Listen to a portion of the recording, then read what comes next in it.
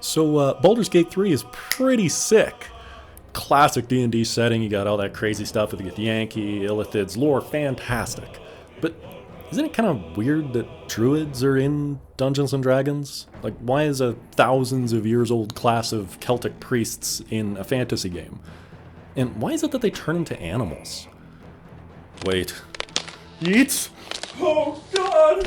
In the past half second, I grew out my hair, beard, and got a little bit scratched up. But don't worry about that, you know, D&D magic, it's all just part of the vibe. So, yeah, this video is going to be about Druids in Dungeons & Dragons and Baldur's Gate, and just sort of in fiction more generally. Because there's this interesting thing about Druids, we don't know anything about them. That history is pretty rough, quite frankly. So from a historiographical perspective, essentially the history of history, the sources that we do have are so flawed, they practically have to be discounted as giving an accurate assessment of who the Druids were. Which leaves us in kind of an awkward place, because when the only sources we have are biased ones like Julius Caesar, who, if you think you can trust, just look at the diadem incident. I mean, Brutus was right, I will die on that hill.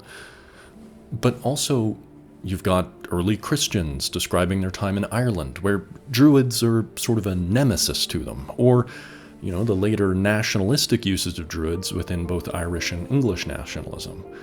All of these are clearly inducing a certain kind of end game that they want to get across. So Druids are less being described in a historical sense and more being used as a tool for some sort of political reason. But within Baldur's Gate, that's not really the case, is it? I mean, Druids just appear. So isn't it kind of weird that you've got this ancient class of Celtic priests that are just a normal part of the modern fantasy genre? Why did that happen, and is that necessarily a bad thing? So let's go into the game itself and actually take a look at a little bit of why the Druids are the way that they are, and then explain that later with some historical context. So first off, the Druids have got a pretty consistent theme going for them, right? I mean, look at them, it's a complete vibe. You know, you've got this sort of rough, natural, anti-industrial kind of look, no metal, no any sort of society, really, at all. I mean, if it weren't for the refugees that were in the Emerald Grove, I'm pretty sure that they would all just be kind of lying on the floor. And even when you meet Daemon for the first time, one of his soundbite clips complains about the lack of metal tools. So the Druids come across as so in tune with nature, it's almost absurdly impractical. Like, where are the farms? What do these guys eat? And the actual layout of the grove itself is, you know, blend in with nature. Looking on it from the outside, it's got a distinct wall and gate, but they're so overgrown that they basically just blend into the environment around them. But there is also a distinct kind of geography to the space, particularly the Druid geography. It's pretty Stonehenge, right? You got these big stone-carved pillars, and I mean, without metal tools, how did they do that? So there's kind of this interesting dynamic of incorporating themes of Stonehenge into this imagery of these fantasy druids. And then you've got that big idol right in the center of the grove. The idol of Silvanus.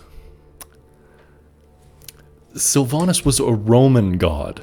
That's a level of cultural domination that England could only dream of having done to the Irish. I mean, that's wild, right? You're using the name of a Roman god as one of the gods within the pantheon of Druids, a people famously exterminated by the Romans. I don't know how that slipped through the cracks, but it's a little bit weird, isn't it? And then, of course, there's some other stuff with these Druids. Like, when you actually go deeper into the inner sanctum, you see this huge library and research center, and, you know, Nettie is practically a doctor and researcher. And that is actually pretty in line with what we see, at least in some of the descriptions of Druids from guys like Julius Caesar. They had a social role that was functionally a healer and a scholar, but vitally, and the reason why we know so little about them, they didn't write anything down. A lot of people actually popularly theorize that the Druids specifically didn't record anything, as maybe part of their faith, as if memorization of knowledge was a key sort of tenet of becoming a Druid. So the fact that there's this huge library, even though it's on stone tablets in a lot of cases, is explicitly anachronistic with Druids, and one of the only things that we know about them. So why did these sort of tropes come to influence this fantasy depiction of Druids within Dungeons and Dragons? And, fiction more broadly. Well, it has to do with that history I mentioned earlier, but let's start with the big one right up front, that one that I pointed out with all the geography. Stonehenge. Probably the only thing you're going to associate with historical Druids are places like Stonehenge, if anything else. But here's the thing. Stonehenge has nothing to do with the Druids. At least nothing that we can verify. There's no archaeological evidence that Stonehenge was at all tied to the Druids, and the timeline just doesn't really make sense. Like, Stonehenge was probably built between 5000 and I think 3500 BCE, which, pretty broad time frame for its completion. Druids probably didn't arrive in Britain until 1500 BCE at the earliest. It might have even been later, because there weren't really Celts on the island until then. And then you get into some of the other messy comparisons, like in Gaul, where we have these descriptions of Druids from Caesar. There were other big stone megaliths, like the Carnac stones, but again, far more ancient than the Celts of Gaul. So, in an interesting way, sites like Stonehenge or the Carnac stones are actually probably as foreign to the Druids as the Druids are to us. I mean, they were thousands of years apart from a different society. We have no evidence that the Druids even built megalithic structures, let alone these kind of stone circles. But a lot of this kind of association between Druidism and sites like Stonehenge is part of a kind of modern, neo-pagan, Druidic, frankly, fantasy. It got popularly associated over the course of the 19th and 20th centuries, and that association has been really hard to uproot despite the strict lack of evidence. And part of that is because, with so little actual evidence, sites like Stonehenge really draw the eye and leave a lot of mystery, so people will fill those gaps with whatever they want. But probably the most damning takeaway you can have from the archaeological evidence that we have of the Druids is that there is not a single archaeological site or source or artifact that is considered universally to be distinctly Druidic. That is how much of an information gap we have about these guys. So, good luck drawing any kind of clear conclusions around a site like Stonehenge. Yet, despite that fact, we associate Stonehenge with Druids, and it comes to affect the motifs of how we depict Druids within things like Baldur's Gate and broader fiction. And at this point in the video, I'd just like to quickly say, if you're enjoying the content so far, if you wouldn't mind taking the time to like, comment, and subscribe, it really does go a long way. We've almost hit 1,000 subscribers, which is crazy. And thank you so much to everybody who's subscribed so far. And if you like what you see, it really does mean a lot. Okay, so at this point, I should probably talk about some of the actual history to explain why it's so flawed. See, the first written accounts we have of Druids, and Celts in general, come from the Greeks and the Romans, which should immediately raise some red flags. Herodotus wasn't just the father of history, he was the father of lies. And while, of course, the evidentiary standards were flawed for the time, they were also extremely biased against the Celts. Both the Greeks and Romans despised them. And yeah, in Rome's case, there's some fairness to that. They did almost destroy Rome when Brennus sacked the city. Look up that story. Rome almost died in the cradle and was saved by some very angry geese. That is why we had an empire in Europe that big. Anyway, so the first written accounts we have that really go into detail about Druids in any way come from an even more flawed source, Julius Caesar. So Caesar was clearly biased in his writing about Gallic society because he was politically on the hook for one of the most brutal wars in Roman history, and his casus belli was weak. Everybody knew it. He was in it for himself, very much against the conventions of the Republic. So he needed to be able to justify the threat that the Celts posed to Rome. So he played up their violent ways, and especially ideas of human sacrifice. See, Rome abhorred human sacrifice. Animal sacrifice, all good, on the table, but sacrificing humans? No, barbarous. That's one of the reasons why they killed every Carthaginian they could. So when Caesar describes the human sacrificial rituals of Druids, we have to take that with a pretty big grain of salt. There's not really a lot of evidence to back it up, if any, archaeologically, and there's clear reasons why he would have to lie about it. As well, he particularly emphasized a form of human sacrifice that we know is almost definitely entirely fictitious, the Wickerman, which was basically a giant human effigy that they would stuff with prisoners of war and set on fire. And of course, he wanted to emphasize them sacrificing Roman prisoners of war because if you're one of Caesar's soldiers and your options are surrender to the Celts and be brutally sacrificed in a giant fire, or fight really hard, you're probably going to fight pretty hard. So Caesar's depictions of Gallic society in general are straight up propaganda, and even within that, we get almost nothing about the Druids. He writes vaguely about them as a sort of prestigious social class, separate from the stratas of the nobility or the freeman peasants, but they're sort of described as general bureaucrats. They're advisors to the leadership, or administrators, judges, doctors, knowledge keepers. And yeah, they serve some vague religious tenets, but we don't really get any info as to what those were. Also, he doesn't really draw any distinctions between different types of Celts or Gallic societies. He does for things like their martial ability, but when it comes to the Druids, they're just sort of described as a general presence, and only really in Gaul. I mean, yeah, in fairness, when he went to Britain, he almost drowned and didn't exactly stay long enough to see their societies, but there's no description of Druids being in Celtiberia, or southern Germany, or the Danube, or Anatolia. So why is it that Druids only exist in Gaul? Were there distinctions between Gallic and Britannic Druids, or even interregionally within Gaul itself? We simply don't know. And all of this should show you that not only is our only real primary account actively lying, but he doesn't really care enough to tell us anything of particular value about Druids. Okay, so now that we have some of that historical context out of the way, let's go back to the game and, do a quick lightning round, figure out what it is that the Druids actually are characterized with and how that ties to the history. So, no Stonehenge motif, no library, no idol of Sylvanus, no nature obsession, no isolationism, not really any ties to animals, and yeah, none of that ritual circle of the moon stuff. So, it seems like the way the game characterizes Druids falls into a lot of the pitfalls of our tropes of them, and doesn't really have any ties to the limited history that we do have. But actually, I would argue that Allyn is a great example of a Caesarian Druidic character. He's not just a naturist, he's a noble.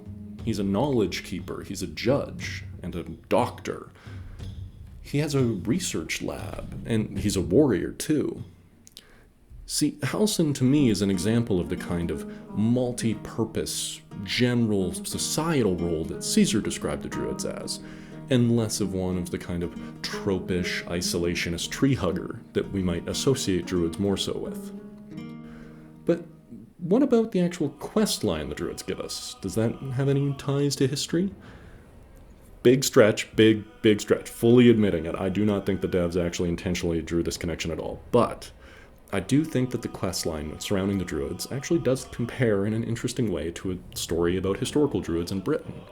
See, in the game, the questline basically follows that some tieflings are fleeing a goblin group of murderers we later find out are working for a cult of the Absolute, the big bad. And they've ended up in the care of a druidic grove, which has now kind of turned on them and decided they're going to try to perform this crazy ritual to close off their grove rather than fight this army.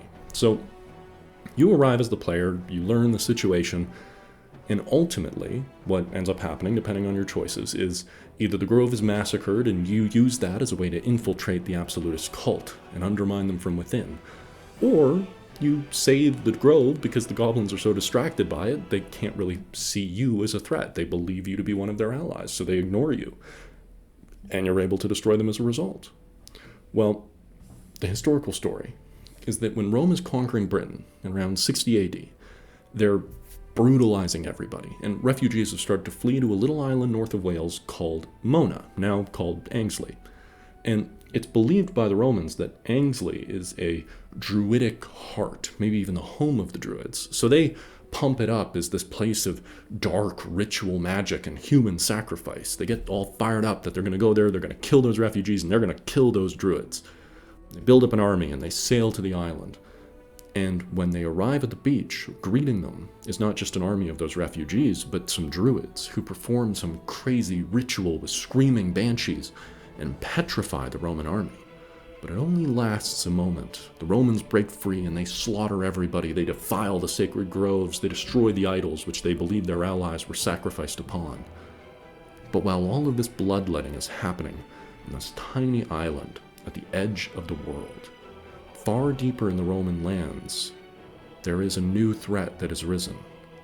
Warrior Queen Boudica has formed an army and is marching on Londinium from her Iceni tribe, once thought to have been successfully assimilated by Rome. This was a huge military and intelligence failure by the Romans. Boudica's army almost destroyed the Roman colony on Britain completely. It was disastrous and a huge loss of face. So, to a certain extent, they've likely massaged this story of them massacring Druids on Mona to imply that the Druids were truly doing something evil to justify them going all the way out there, and even potentially implicated as a Druidic plot to draw the Romans away so Boudica could attack them. This, of course, helping save a little bit of face in the fact that they didn't really pay attention to a huge army brewing in their backcountry.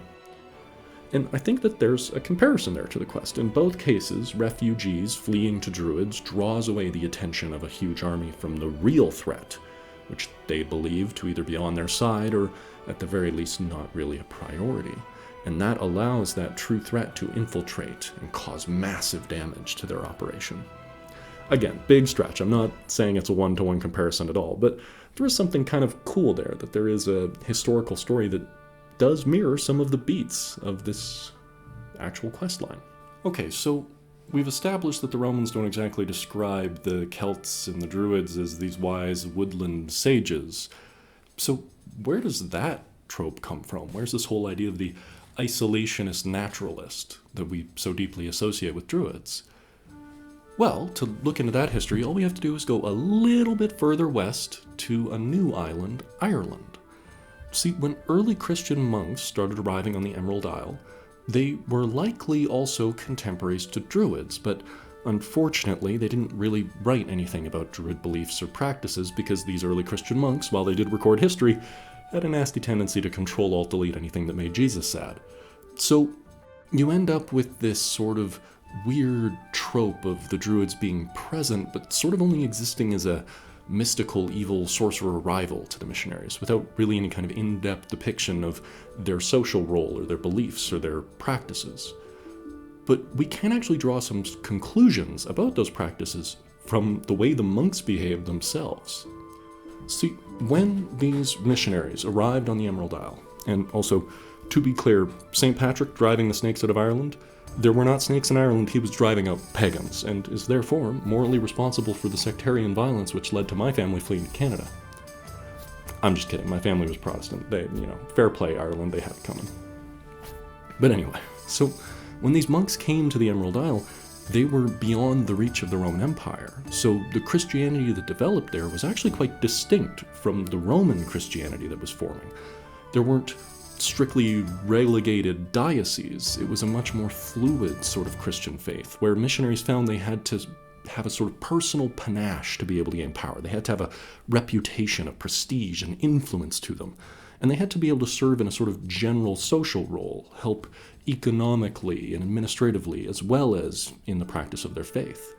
So these missionaries were likely actually moving in to supplant Druids, not by demonstrating them to be evil, but by demonstrating themselves as Christians to be more effective Druids. So there's kind of an interesting conclusion we can draw from that, but here's where it gets even weirder. See, with the unique Christianity that was forming in Ireland, there was also this tendency for hermitages to form, where Christian monks would isolate themselves and abandon all worldly possessions and live in the woods in poverty and simplicity, with no interest in the affairs of the world. Those weirdo isolationist Christians may actually be why we associate Druids with it. even though the reason they were doing it was explicitly Christian. They thought they were living in Jesus' image of poverty and giving up worldly possessions. And it doesn't seem particularly likely from what we know in other sources about Druids that they would have been doing a practice like that.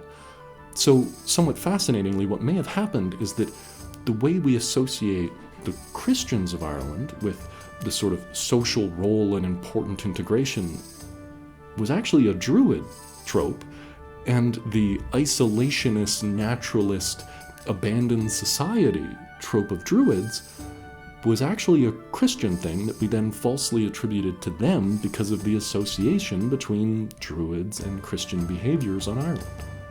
So now we take our final swing at blatantly biased history. This is the domain of the foppish fail-son, the 19th century Romantic poets. So, why they were writing about Druids kind of goes a little something like this. During the Renaissance, there was obviously a revival of interest in the ancient world, but Britain and France didn't really have a connection to that ancient history, at least not as directly as other nations did. And as these nations started forming vast colonial empires, there was a sort of need to create a national identity for myth-making that could justify the supremacy of their societies. I mean, if you're Britain and you're conquering somewhere like India, that's a lot of history and culture and art that's so visibly ancient and splendorous that there's got to be a certain level of insecurity that goes along with that. So English national identity would start to look to things like Stonehenge for inspiration. And this is where this sort of Celtic revival and Druidic myth-making really starts to take off in England, and also Wales and Scotland and Ireland, but if England can ignore all of them, I can too. So you end up with this sort of unique series of events where the way this sort of new Druid would be molded was on the basis of what England needed it to be.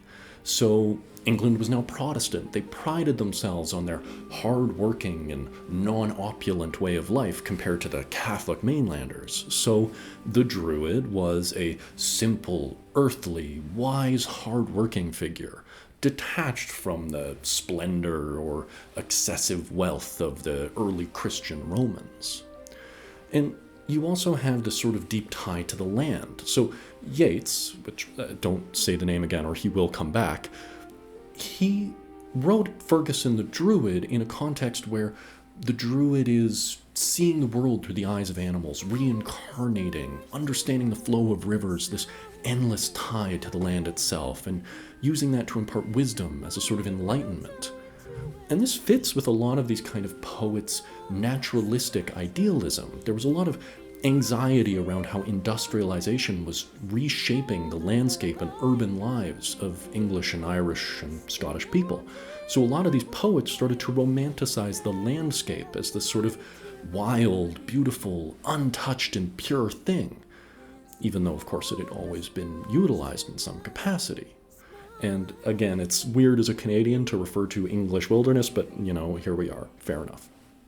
So the Druid, over the course of these many different poets and as English national identity developed, becomes a symbol of this ancient, wise, natural figure tied to the land of England explicitly and uniquely. And this kind of romantic fantasy would go on to inspire a lot of the kind of differentiation that England would use when colonizing other peoples, which is a little bit of magical thinking. So why is it then that if in the 19th century, as a part of English nationalism, Druids were in vogue, I suppose you could say, that they ultimately ended up in something like D&D or fantasy more broadly? Well, at first in D&D, Druids weren't really that big. They were a subclass of clerics, but over various editions, they gain more identity, more lore, connection to a shadow plane, circles of the moon, secret groves, and ultimately the ability to turn into animals or have animal companions, and all of this kind of cool lore would develop. And what's interesting about that is, in each of the histories I've discussed so far, there was an explicit motivation to how Druids were depicted. The Romans were justifying their wars, or the Christians were proving their faithful supremacy, and of course, English nationalism would mold the final identities of Druids. But With D&D, the only motivation is to just make something cool, fun, and unique. And that leads me to my main point, which is, I don't care that D&D Druids aren't accurate to the history, because the history is garbage. It's just super flawed. It's full of propaganda, all tied up in the baggage of wars and nationalism. And fantasy is fun. And I think that's probably the most important takeaway from this. The only reason why we still know that Druids exist, the only reason anyone cares about them, is because they're cool, they're fun, the settings we use them in make them exciting and engaging. And yeah, if we can draw from what history we do know, I think it makes it cooler, but I don't think it's required. I think when it comes to subjects like this, the reason why we don't have a Carthaginian class or an Etruscan class or the dozens of other dead cultures the Romans annihilated in things like D&D is in part because Druids got the kind of fanfiction love in the 19th century that those other cultures didn't. So I say, pop history wins this one.